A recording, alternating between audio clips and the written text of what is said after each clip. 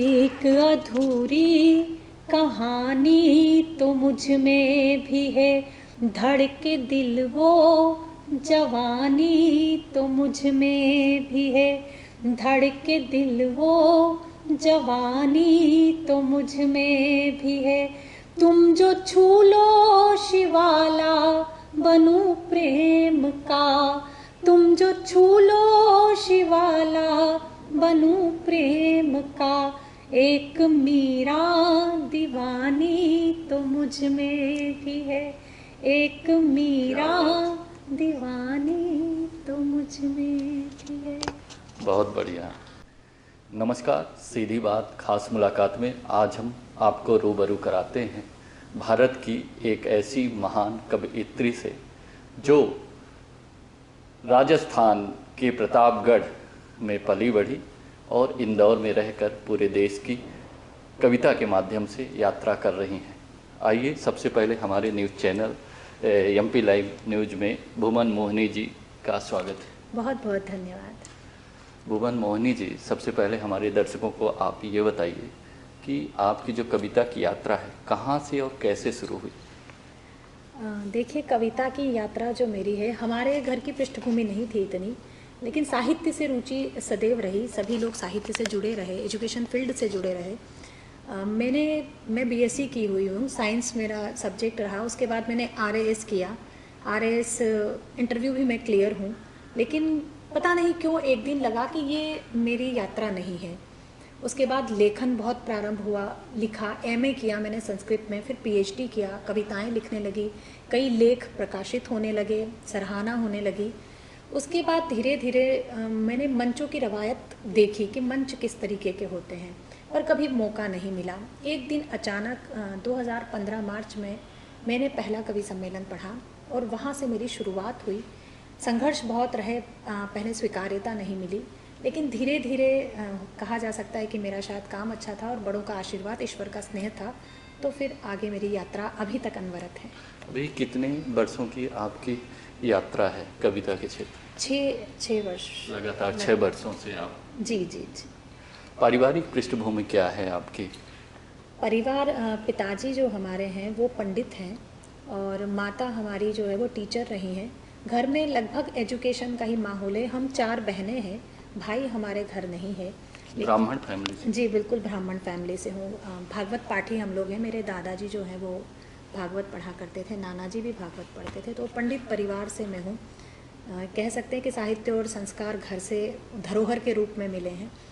और बहनें हैं चारों, तो चारों लेक्चरर हैं, मतलब 4 हम, मुझे छोड़कर।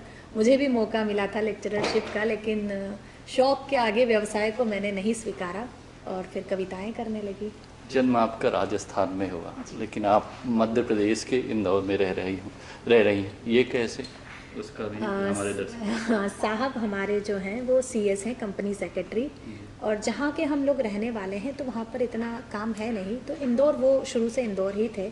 जब शादी हुई तो उसके बाद मैं भी इंदौर शिफ्ट हो गई और अभी इंदौर से ही यात्रा कर रही हूँ। आपके परिवार में जैसे आप और आपके पति और बच्चे? हाँ, एक बेटा है मेरा, रेत्र उसका नाम है। रेत्र मीन्स पायस, अमृत जिसे कहते हैं।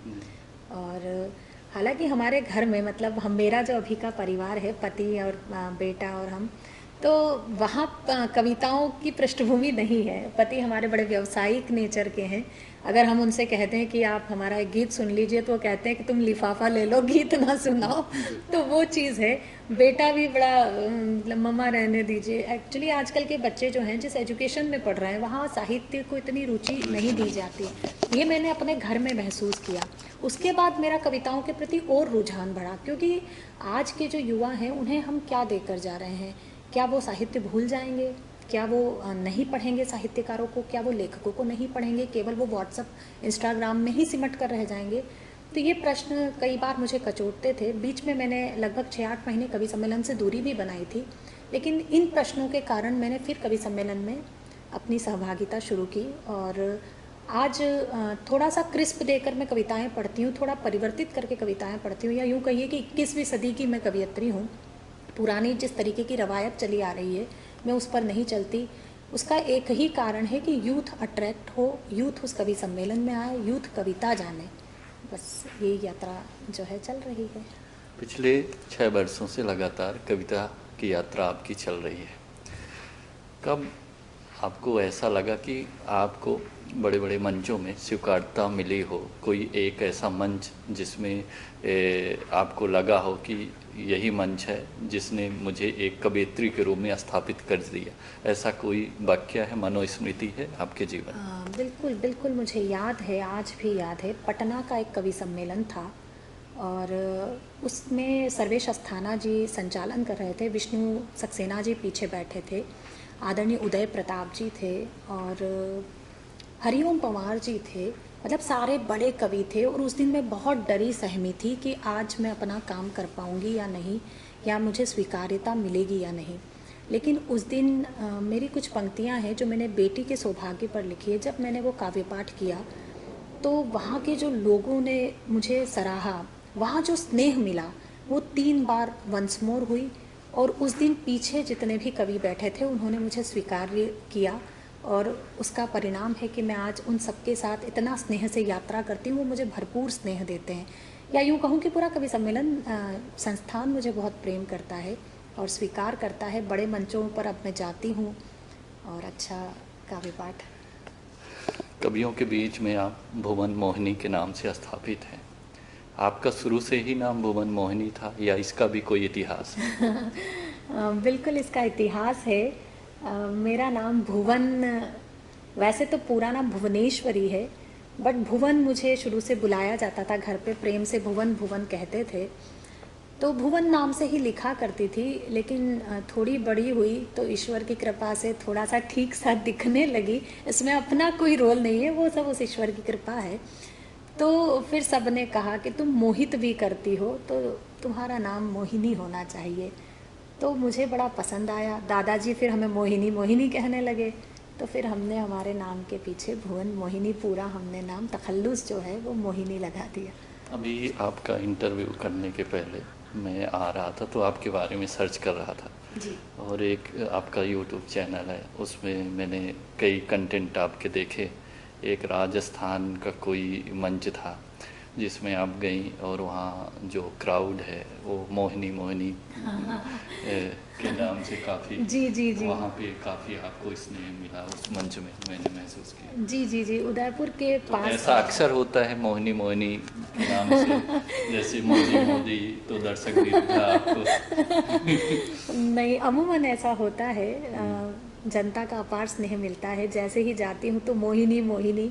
ये शुरुआत BHU से हुई थी वैसे इस चीज़ की। BHU का एक प्रोग्राम था, जब काशी यात्रा उनका एक प्रोग्राम होता है, कार्यक्रम होता है 6-8 दिन का, उसमें कवि सम्मेलन भी रखा जाता है। तो मैंने वहाँ एक कवि सम्मेलन पढ़ा था जब, तब वहाँ के स्टूडेंट्स जो थे उन्होंने इतना प्रेम दिया था और वो मोहिनी का जो नारा है वो वहाँ से शुरू हुआ था। उसके बाद अमूमन अब मैं जिस कवि सम्मेलन में जाती हूँ तो ये मैं सुन ही लेती हूँ। और आप सच मानिए, मैं ये तो नहीं कहूँगी कि गर्व या अहंकार की अनुभूति, मुझे अहंकार भगवान का भोजन है तो वो मुझे कभी हो नहीं सकता, लेकिन एक सौभाग्य, एक भीतर रोमांच अवश्य मेरे पैदा होता है। और अच्छा लिखने का प्रयास मैं करती हूँ कि जब जनता आपको इतना स्नेह दे रही है, इतना स्वीकार कर रही है, तो ये उस ईश्वर और बड़ों का आशीर्वाद ही है जो आपको इस मुकाम पर लेकर आया। आप चूँकि श्रृंगार रस की कवि हैं तो श्रृंगार रस में हमेशा प्रेमी प्रेमिकाओं के बीच की जो कड़ी होती है वो जोड़ने का काम करती है, या कविताओं में ऐसा उल्लेख होता है, या जो यानी चोट खाए हुए प्रेमी होते हैं, आशिक होते हैं, उनके लिए कुछ मैसेज होता है क्या? अक्षर आप किनका जिक्र रहता है, क्योंकि ज़्यादा मैंने अभी सुना नहीं, मैं प्रेम प्यार को ही जीती हूँ। मैं कहती भी हूँ कई बार कि मैं जब माँ की कोख में आई थी तो मैंने माँ से प्रेम किया। जब मैंने जन्म लिया और माँ ने पिता के हाथों में सौंपा तो मैंने पिता से प्रेम किया। पिता ने रिश्ते बताए तो मैंने हर रिश्ते से प्रेम किया। मित्रता जानी तो मित्रता से प्रेम किया। विवाह के गठबंधन में बंधी तो अपने पति से प्रेम किया। जब एक बच्चे को जन्म दिया तो मैंने उस वात्सल्य प्रेम को जिया जिसके लिए परमात्मा को भी सृष्टि पर जन्म लेना पड़ता है। तो प्रेम आपके जन्म से लेकर आपके मृत्यु तक आपके साथ है। ये अलग बात है कि हम उसे किस रिश्ते के साथ जोड़ देते हैं। और जहाँ तक आशिकों की बात है, तो हम कहते भी आए हैं, सुनते भी आए हैं कि प्रेम जब पूर्ण हो जाता है तो फिर वो प्रेम नहीं रह पाता, जब तक वो अपूर्ण है तब तक वो प्रेम है। तो मैं बस वही गाती हूँ, वही सुनाती हूँ, उस अपूर्णता को मैं भी जीती हूँ कहीं ना कहीं, तो मैं बस उसी को शब्द देने की कोशिश करती हूँ। अक्सर मंचों में आपको ये एक ऐसा काव्य पाठ है श्रृंगार रस का जो काफ़ी आपको पसंद है, और ऐसा लगता है कि उस काव्य पाठ का जब आप गायन करती हैं मंचों में तो दर्शक भी काफ़ी उत्साहित होते हैं और वंस मोर करते हैं। ऐसा कोई काव्य पाठ हमारे दर्शकों को? 4 पंक्तियाँ जो मुझे भी बेहद प्रिय है। जैसा कि मैंने कहा, मैं प्रेम सुनाती हूँ, जीती हूँ, तो मैं अपने भीतर एक मीरा को महसूस करती हूँ। तो ये 4 पंक्तियाँ सुन लिए कि एक अधूरी कहानी तो मुझ में भी है, जैसा मैंने कहा अधूरापन, कि एक अधूरी कहानी तो मुझ में भी है, धड़के दिल वो जवानी तो मुझ में भी है, धड़के दिल वो जवानी तो मुझ में भी है, तुम जो छू लो शिवाला बनूं प्रेम का, तुम जो छू लो शिवाला बनूं प्रेम का, एक मीरा दीवानी तो मुझ में भी है, एक मीरा दीवानी तो मुझ में भी है। बहुत बढ़िया। एक और कोई 2-4 पंक्ति जो काफ़ी आपको आपकी पसंदीदा फेवरेट? 4 पंक्तियाँ जिन्होंने मुझे बहुत नाम दिया या मैं पढ़ती नहीं हूँ तो नीचे से उसकी डिमांड आती है। कहते हैं कि मंच पर एक मर्यादा में रहकर स्त्री को श्रृंगार गाना पड़ता है, लेकिन मैंने कोशिश की है कि वो मर्यादा भी निभ जाए और वो श्रृंगार तक भी आप पहुँचे जिसकी कल्पना हर पुरुष करता है। सुनिएगा कि नैनों ने नैनों ही में मदिरा घोली रात भर, नैनों ने नैनों ही में मदिरा घोली रात भर, चांद को पाने की जिद में खिड़की खोली रात भर, प्रणय सेज पर मैंने उसका आमंत्रण स्वीकार किया, प्रणय सेज पर मैंने उसका आमंत्रण स्वीकार किया, मैं चुप वो चुप दोनों ही चुप, चूड़ी बोली रात भर, मैं चुप वो चुप दोनों ही चुप, चूड़ी बोली रात भर, मैं भी बहकी मन भी बहका वो भी बहका रात भर, सिलवट सिलवट एहसासों पे यौवन दहका रात भर, मर्यादा ने मौन तोड़ा दोनों के स्वर मुखर हुए, उसमें महकी मैं और वो मुझ में महका रात भर, उसमें महकी मैं और वो मुझ में महका रात भर, मुझ में महका रात भर। क्या बात है, लगातार लगता है कि सुनते रहें आपको, लेकिन समय की बाधा और वक्त की वो देखते हुए आज वुमेन्स डे है, और आजकल की जो युवा पीढ़ी है, ये जो प्यार है, जो प्रेम है, ये हर समय रहा, हर युग में रहा, लेकिन समय के साथ साथ इनकी परिभाषाएं बदलती गई और लोगों की सोच बदलती गई।